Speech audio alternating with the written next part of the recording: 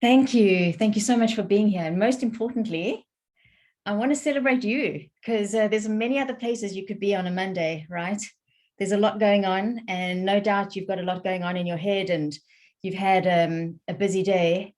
So perhaps just as an opportunity to really arrive, because it can be easy to be here on a Zoom call, but be distracted. So you're in charge of you. So if you want to put your camera off, you can. I do know that if I put my camera off, I'm more likely to pick up my phone and maybe answer emails, and I think I'm listening, but I'm not. And, this is one of the biggest issues with well-being is we end up doing so many other things that we then compromise ourselves. So we give up our health while we're building wealth. And so I ask you to, if you can, be as present as you can. And who knows, you may just take something. And if you take one thing from this conversation, even if it is just a sense of clarity, because that's really what my aim is I'd like to make sure that you're all comfortable with the program and say thank you. I'd like to answer any questions. I'd like to ask what your personal pledge is going to be. And that's the one thing that I encourage you to focus on over the next 21 days. So that's 3 weeks. We know that that can go quite quickly. And if by the next check-in, you feel, actually, I'm really acing this habit. Like it's kind of, I'm unconscious. I'm on autopilot when I do it. Like I don't have to consciously think about it. Then maybe we could move on to something else on the Wellculator. But if all this well-being stuff was easy, we would all be healthier and happier. Wellculator scores would be 10 out of 10 all the time, and I wouldn't have a job. It's not easy. And it's because often we forget about the basics and the fundamentals, which is why I specifically would like us to go through that and then have you have one thing clear in mind over the next 21 days. If you end up really like an Olympic at what you, an Olympiad at what you're deciding to do as your pledge, that's amazing. Because imagine you do that, maybe not every 21 days, but a few times in a year. Then over a year, you'll develop this incredible skill set. And that's where well-being comes from. It comes from the things that we repeatedly do. So does that sound like a good outcome for today? I'm not going to keep you here longer than 40 minutes. I'm hoping that we'll finish by then. I will stay on longer if anybody wants to ask questions. But I also appreciate that we have lots to do. And I want to make the well-being part seem quite easy. So I'm going to share my screen because I've got one or two slides to act as prompts. There we go. And welcome, Fabrice. If you want to pop into the chat where you calling in from and what you ate, what was the last thing that you ate or drank, that would be great. There we go. So I've kind of shared a little bit of what's on the menu for today, which is celebrating you, saying hi, giving you an opportunity to ask any questions, but also to help you be sure of what you've landed into. So I know that quite a few of you have been onto the online part of the Wellculator Wellbeing program. Thank you for the comments that you've already left with the videos that you're watching. I've responded to all of them. And as you leave comments or questions, you're welcome to always email me privately. However, if you've got a question, chances are somebody else does too. And so it can be really encouraging when other people see the questions and the answers. If you're happy to leave them on the platform, that is great. So the platform, if you ever need to know how to access it, you go to my website and there's a login tab, and then you use the email and the password. If you ever forget your password, you can just put in your email and reset the password, and then you'll be able to access the content. I really spent time thinking through, if I only had 5 minutes to talk about each of these 10 important points on the Wellculator, what would I say? So that's what I've done. If you feel after this program that you want more information or you really want to dive deeper into any of those topics, I've got lots of content and resources that I can share with you. I just find that with well-being, we don't need new information. We need more time with the same information. Does anyone agree with that? It's like, yeah, often there's all this new research and it can be confusing and contradictory. But often when I do this work, I'm reminded of how actually we just need to spend more time mastering our own habits and slowly repeating them so that we develop this beautiful skill set. So a lot of what I do is I'm always about the practical. Like I love the theory. Everything I say is science-backed. If you ever want to ask me about that, please do. However, for me, it's about putting it into practice. And we're going to cover a lot of what you can do and how you can do it. But what's really important also is, why are you doing this in the first place? Like, do you have a reason why for the next 21 days you're giving me some of your attention and yourself? Because that's really important. And I was reminded of this last year when I got a really bad throat infection and I had to do a big presentation for a group of doctors. I was really nervous because I had never spoken to 200 doctors before. And I thought I was going to lose my voice. And so all I wanted was to be able to speak and do the presentation. I did have a line prepared if anything went wrong and I started coughing or losing my voice, that I would say, does anybody know if there's a doctor in the room? Fortunately, I didn't have to say that, and it turned out okay. But it reminded me about this Chinese proverb that when we are healthy, we have 1,000 wishes. We can do anything almost, we can climb mountains. But when we're sick, we have one wish, and that wish is to be well again. And then everything can actually feel like an insurmountable mountain. So my aim, my wish, the reason why I do this work is really, it's a way to help all of us, myself included, because I teach what I most need to learn. And I learn mostly through my own experience of poor health or struggles or stress or burnout. And I know that I feel so much more empowered and strong when I have more than just one wish. So I'm hoping that you'll give some thought into, well, why are you doing it? Is it because you want 1,000 wishes? Because you want to have vitality and energy? Is it because you want to lose weight? Is it because you want to hang out with your grandkids and feel good while you're doing that? It's important to think about that. And I'm going to show you a little video in a moment that will link back to this question, because it's a really important one. I don't want you to just jump in and do the Wellculator, because in 2 or 3 months, then you'll even forget how to pronounce my name, that Wellculator thing.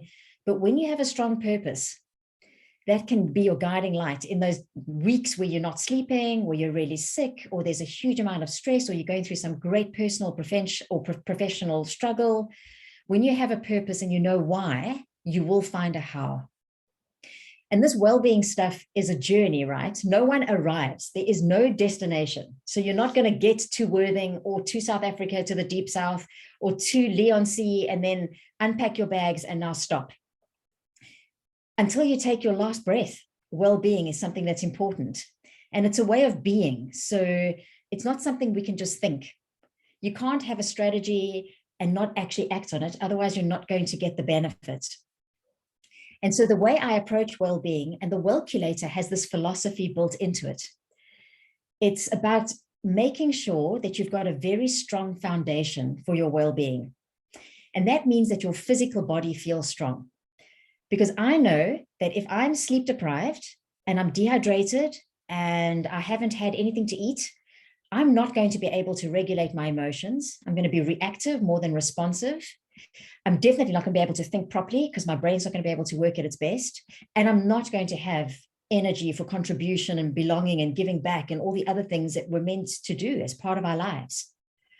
So I want to make sure that you have a strong foundation, that you know that in terms of your physical body, you're doing everything that you can to support it.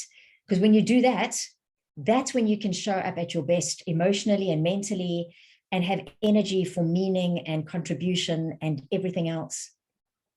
And the base of that pyramid is where the Wellculator comes in. If you follow the Wellculator, those 10 steps, I mean, I've been doing this for a long time, 23 years.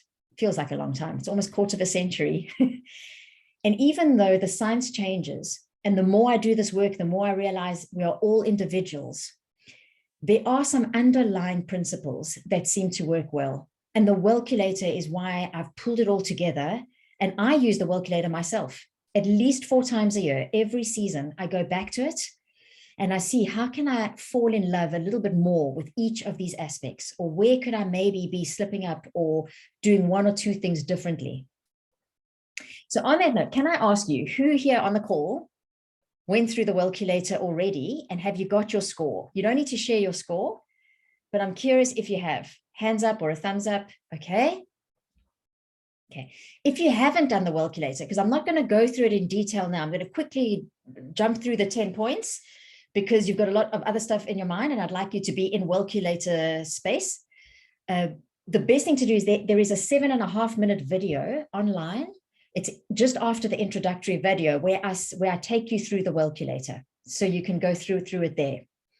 And there's an editable PDF. So there's a PDF that you don't have to print. And then there are others if you'd like to print them. Because I sometimes, when I'm working on a particular point on the Wellculator, I'll print it out and keep it like on the wall in front of my desk, or I might put it on the fridge or the bathroom mirror. So that's something I'm going to link to. It's easy now when we're talking about wellness and Wellculator, but how do you remind yourself tomorrow in the afternoon or next Monday or in 3 weeks' time or even after our time together? How do you remind yourself about these things? And having visual cues can be super helpful. So I'm curious, out of the Wellculator points, is there one that you feel that you're doing well at the moment? That's really important to celebrate what you're doing well, because all of us are doing something well. The fact that you're here listening to me means that well-being on some level is important to you, not just focusing on like what you should be doing. So the Wellculator, the first point is about strategic refueling, and that's about glycemic control. So managing your glucose and getting the nutrients that you need.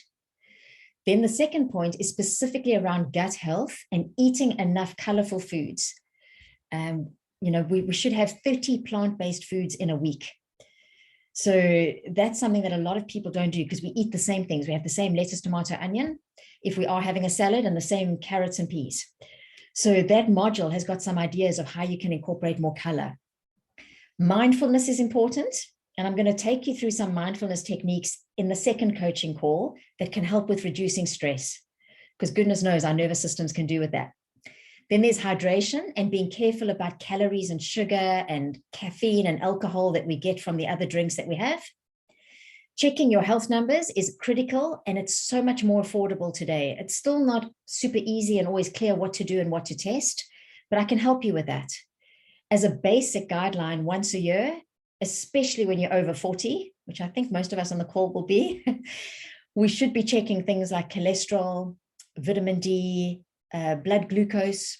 Your HbA1c is a particular test that tells you what your glucose has been doing for the past 3 months. It's a really good test. And a lot of these tests you can now do without leaving home. You don't even need to go see a GP. You can order the kits online, or if you belong to any kind of health insurance, Vitality, Bupa, there's many of them. They'll even pay for you and subsidize these a lot. Getting enough rest and sleep is essential. And I'm going to talk about the 7 types of rest that we need. One of them is sensory rest.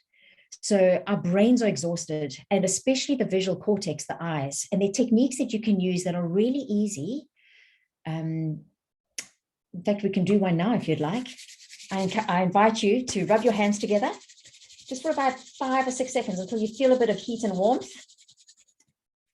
And then take them and place your hands over your eyes. It may help to close your eyes so you don't tickle your eyelashes. And let the heat from your hands cup over your eyes. And if this feels a bit weird, it's okay. We're all doing it. So I'm the only one who snuck a peek there. And just give your eyes permission to rest for the next 5 seconds or so. Another deep breath. There we go. So that's one of the forms of rest that we need, especially at night if you want to sleep well, because too much light coming through the retina in the eye reduces melatonin production. But I'll talk more about that and give you techniques. We're going to look at something called NSDR, non-sleep deep rest protocols. It sounds super fancy, but it's the coolest thing that I've discovered. I am an insomniac. I have insomnia, and that technique is helping me to sleep 1,000 times more easier than before. So I'd really like to share that with you. And then another point on the Wellculator is about cultivating a positive mindset, because stress takes its toll, and stress impacts how we eat and how we move. And so we need to have mental fitness as well as we do physical fitness. And that can be things like gratitude, prayer, time in nature, solitude, journaling, self-care, spending time with loved ones, spending time with pets. Really important to get in on a daily basis, not just on the weekends. And then there's activating your body. So are you moving around during your work day and not just sitting for long periods of time? Do you actually do enough exercise? And then the last point is around knowing when your body is in stress and having techniques to help with that. So looking at the Wellculator as a bit of a quick revision, I would like you to pop into the chat or to come off mute if you'd like to share which point on the Wellculator are you doing well. So which one are you like, actually, that's the one I'm strongest in right now? I'm asking myself the question as I do that. So feel free to pop it in the chat, or if you want to unmute yourself, which one of the Wellculator points are you doing well? For me at the moment, I would say it's my sleep, because I really had a rough time after getting COVID in November, and my sleep was, I don't know, it was, well, everything about my energy went down. And so January, I decided to really prioritize sleep. And that's when I put in place these protocols, this relaxation technique that I'll take you through in the second coaching call. So for the first time, I have much less anxiety about going to bed at night. It's incredible. It's very empowering. So we have someone, thank you, who feels that you're strong in mental fitness and a positive mindset, health numbers. Yeah. It's really important to celebrate what you do well, because when you do that, like right now, if you're thinking about what you're doing well, even if you can't think of something, just the thought that you're doing that releases some dopamine and serotonin, which are chemicals and neurotransmitters that help you to feel good and activate the learning center. So now when I ask you the next question, and thank you, Fabrice, for, I know that you've been working on that. That's extraordinary to be able to notice when you're in the stress response. And someone's been doing stretching and yoga. That's wonderful. A lot of us do not stretch. We do exercise perhaps, but then don't stretch. And the older we get, that becomes important. So now I'd like to ask you, which of the Wellculator aspects do you feel excited about working on? So over the next 3 weeks, where would you like to say by the end of the 3 weeks that you've got an extra half a point or a point? And if you're happy to pop that into the chat, I'm curious to see what will be the point on the Wellculator that you'd like to work on. So strategic refueling has started us off, eating like an artist, and gut health. So we've got 2 around nutrition.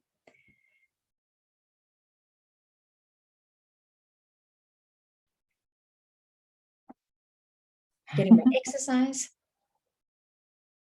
Hydration. Okay, so we've got a range already, 4 different aspects. Some stretching. Okay. So hopefully, as you're thinking through what your personal pledge is, or the area that you'd like to make a personal pledge in, if you haven't already, I think some of you have, is go watch the 5-minute video on that topic. Because hopefully that you'll go through a lot of the content, because I'd love to really get your honest review when we get to the end of this of what you think of the online material. Because I'd like to know what I could do differently. Is there anything missing? Is it too much? Is it too little? Because it's the second time I've done this. And the first time I was told that actually it was a lot. And that was when I had longer videos and too much. And that's why I brought it down to bite-sized. But I'd really like your feedback on that at the end. So thank you for that. Okay, strategic refueling and rethinking drinks. Okay. So now that you know which aspects of the Wellculator you'd like to focus on, what I'd like you to do is by the end of today, by the time that we finish, I'd really like you to have a clear action plan, because you can say, I want to do more stretching, but I want to know, do you know where and when you're going to do the stretching? Or if you're going to focus on hydrating, where and when are you going to hydrate?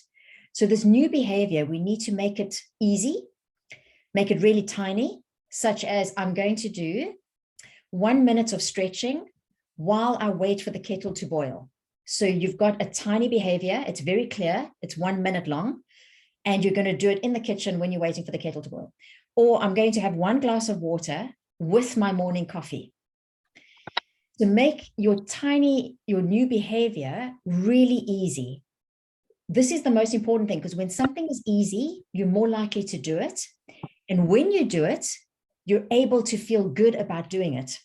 And remember what I said about feeling good? When we feel good, our brain releases serotonin and dopamine, and that tells the learning center to learn this behavior faster.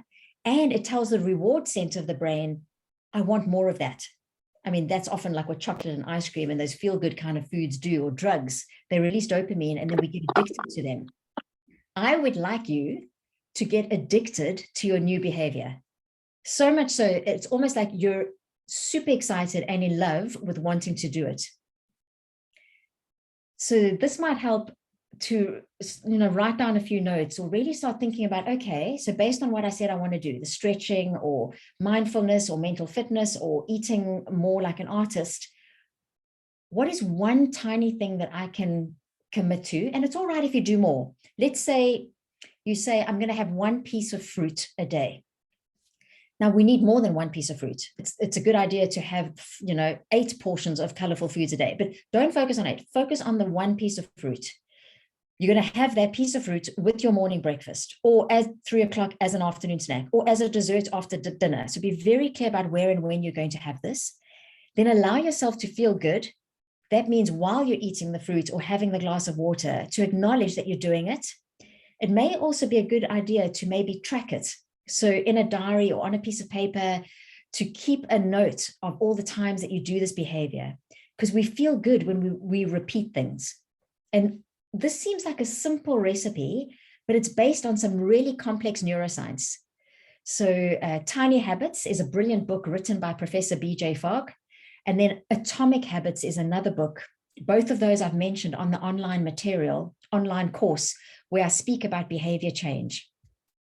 And they speak about the need for making it super tiny, giving it a place to exist, and then allowing yourself to feel good. So has anybody got a clearer idea of what it is they're going to do? And are you happy to put that into the chat? There's something very powerful about a public declaration or writing a thought down, taking it from a thought, which can be quite ethereal, into this is what I'm going to do, this is the place, and this is who I'm going to do it with. So I'd really encourage you to be quite clear on that.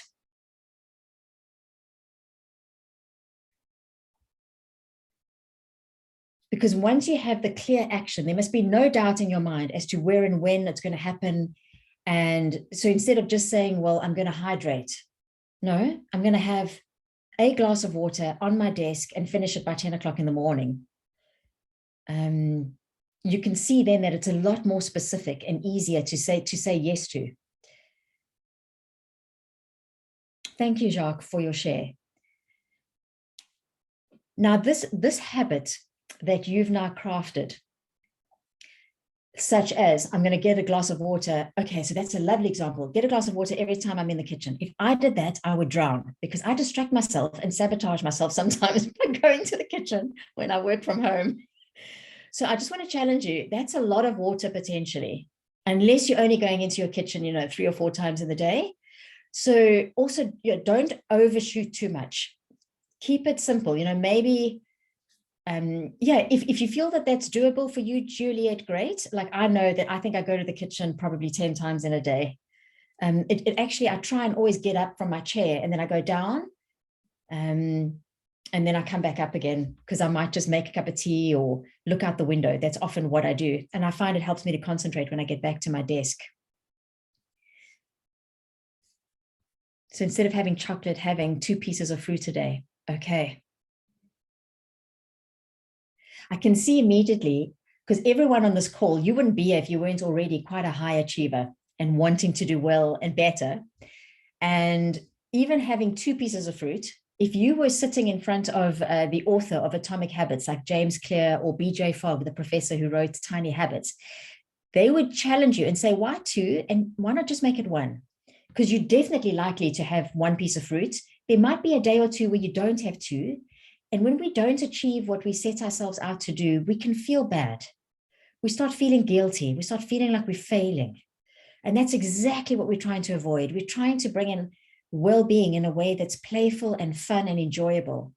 So even if you had 1 piece of fruit, or even if you had 1 yoga class in the week, really allow yourself to make the behavior quite tiny. And then what I encourage you to do is, with this behavior, instead of just wishing it into the air, so this is a photo, some of you may recognize it. It's the Trevi fountains in Rome. And generally where we see fountains and wells of water, we often, people will throw a coin in and then make a wish. maybe that's going to make your wish come true. But until you actually take some kind of action, it's not going to do that. So how do you remind yourself about the wish and what the action is that you want to take? Especially when you're starting off with something new, is try and write it down in a place where you will see it. So like, for instance, I use Post-it notes a lot. So I'll put a Post-it note on my monitor of my screen, or my bathroom mirror, or places where I do my makeup. So at least once in the day or twice, I'm going to look at that note and remember what it is that I'm trying to focus on. You can also find objects, like, for instance, this is a little elephant that my 6-year-old neighbor made for me at the beginning of lockdown. So it was quite special.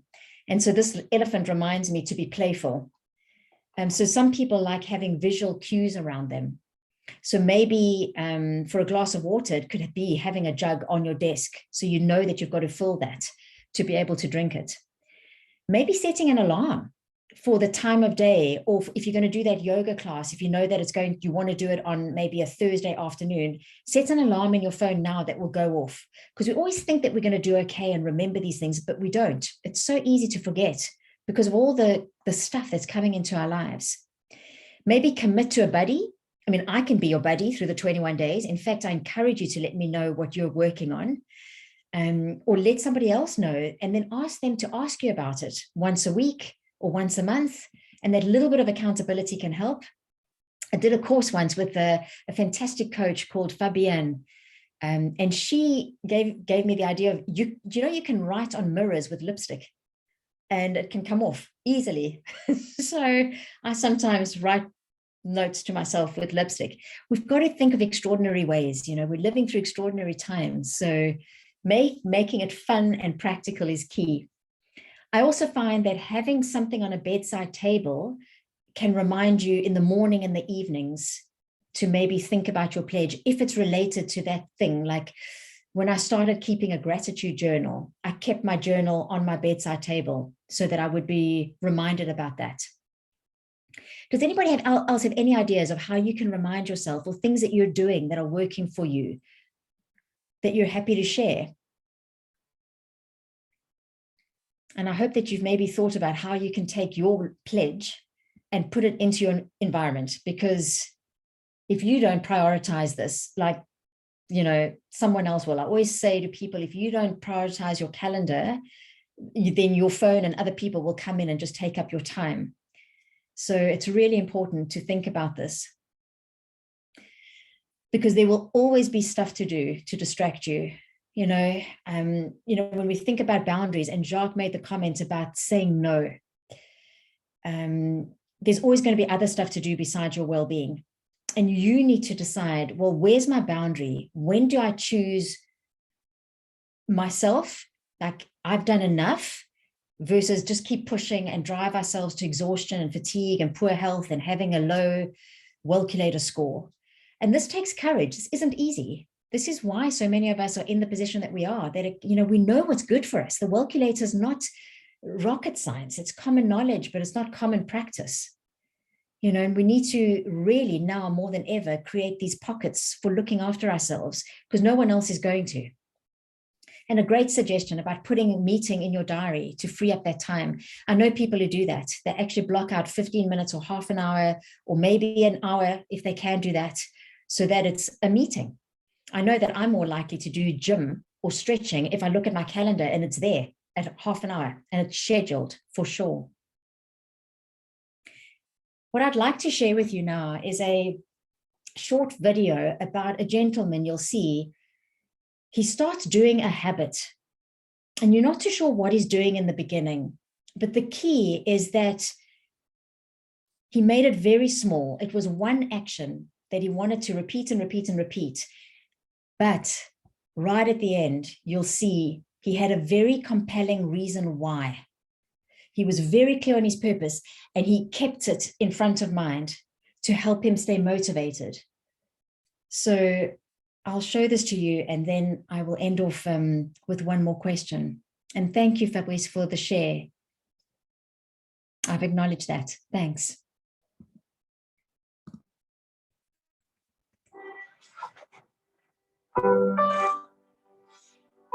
Is the video playing?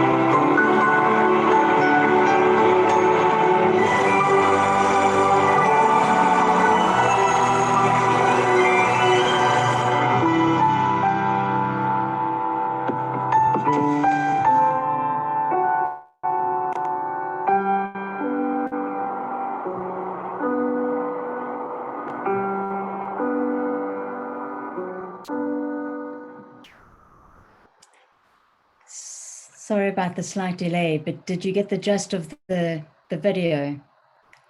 It's a gentleman who had a clear idea of that he wanted to lift his grandchild, his daughter, up at the Christmas tree. And so he practiced lifting a kettlebell for weeks and weeks and months before a whole season changes. And the message, it's very powerful, right? Because he knew why he was lifting the kettlebell, even though it was hard and he was stiff and sore and some mornings were difficult and people were poking fun at him.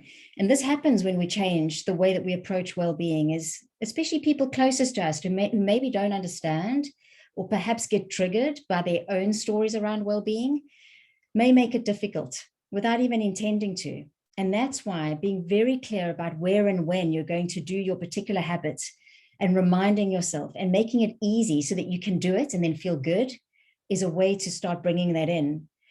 And yeah, Christmas may seem like a long time away, but so often, before we know it, it's like another season. Already people are saying, wow, it's March, and I would like you to get to the beginning of 2024 and not feel like you need to be making the same resolutions that you might have been making, in the years before. And the Wellculator can be a very powerful tool to do that. Let me go back to the slides, and then I'd like to welcome, by the way, to Glenn and Jane, who came while we were busy. Yeah. If you'd like to pop into the chat where you're calling in from, and what was the last thing that you ate or drank today? A few of us shared that as we came in. No judgment about what you ate or drank at all. And it's when we do these small things, well, they're seemingly small, right? But as we repeat them, like lifting the kettlebell, we can start climbing these mountains where our well-being becomes not this huge summit that we can't get to, but actually when we just do what's necessary, having the glass of water, having the fruits, having the 10 minutes of yoga, being more aware of our stress, and we're supported each other, and we've got this timeline, these 3 weeks to really anchor down on this one thing. When you look back, potentially, you know, you may have made a lot more progress than you give yourself credit for. So what I'd like you to think about is, some of you are very clear on your tiny habit. Those of you that have joined us, thank you, from Berkshire. And of course you had a big salad for lunch, Jane. That's great. And beer and chocolate for recovery. What we spoke about just before you joined was around being clear on what is the one action that you're going to take from the Wellculator. But what I'd like you to do is think about, how can you fall in love with this action?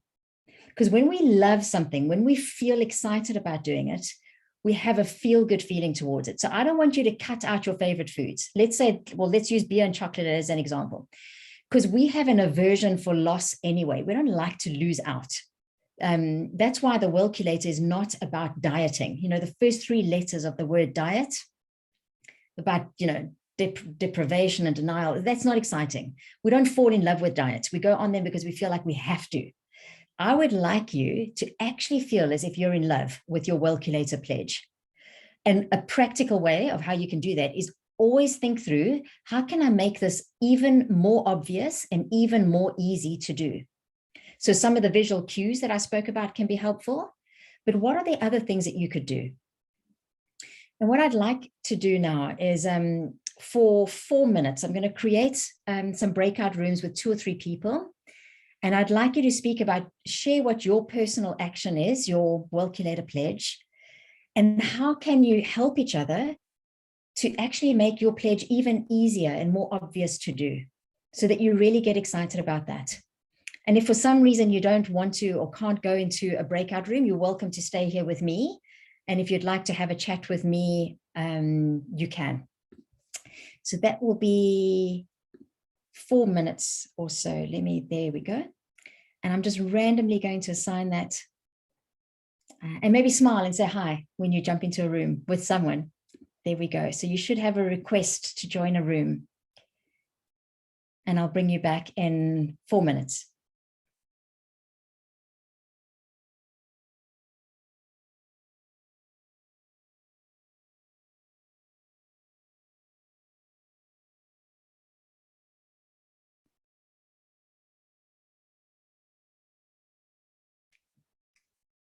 Are you good to stay, Fabrice? Are you going to stay? Okay, great.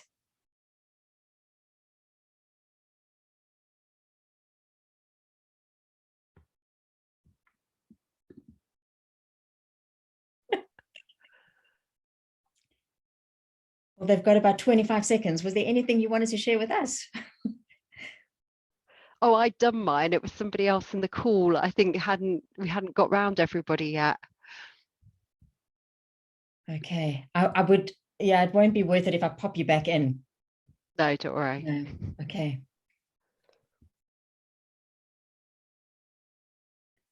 There we go.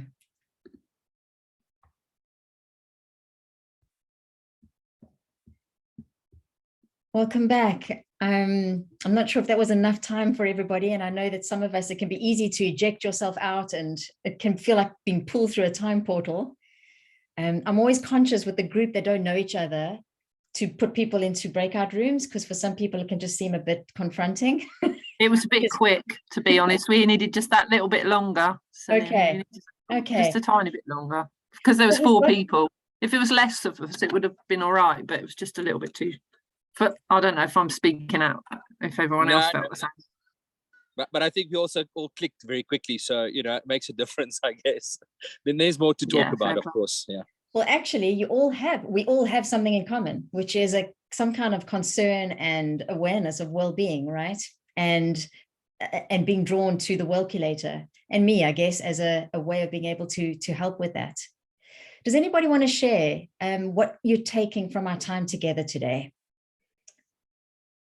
Even if it is just the specificity around your tiny habit that you're going to fall in love with.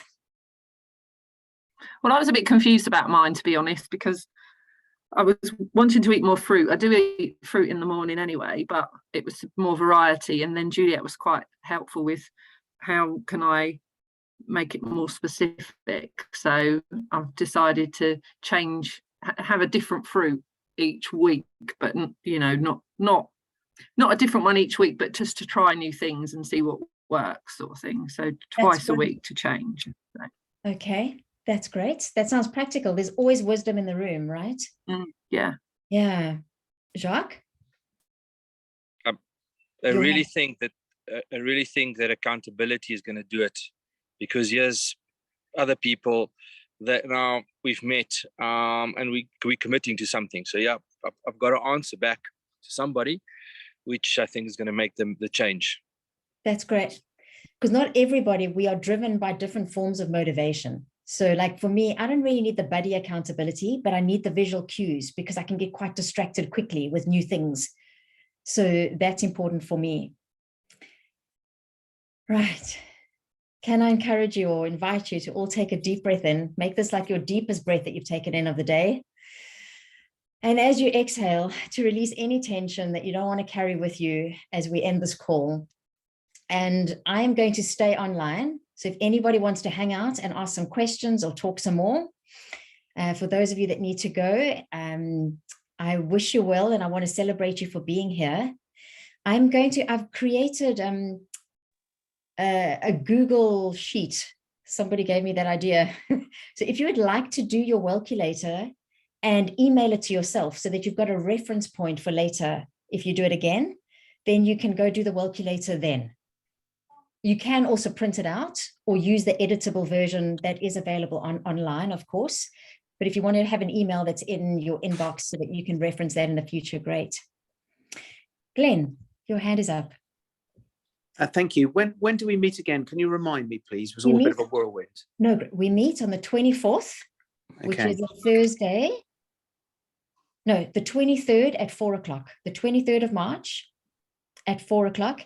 And that call is where I'm going to speak about how to reduce the impact of stress, specifically looking at different types of rest and what we call non-sleep deep rest protocols. So things you can use to get a better night's rest, but also to help your brain and body find rest during the day.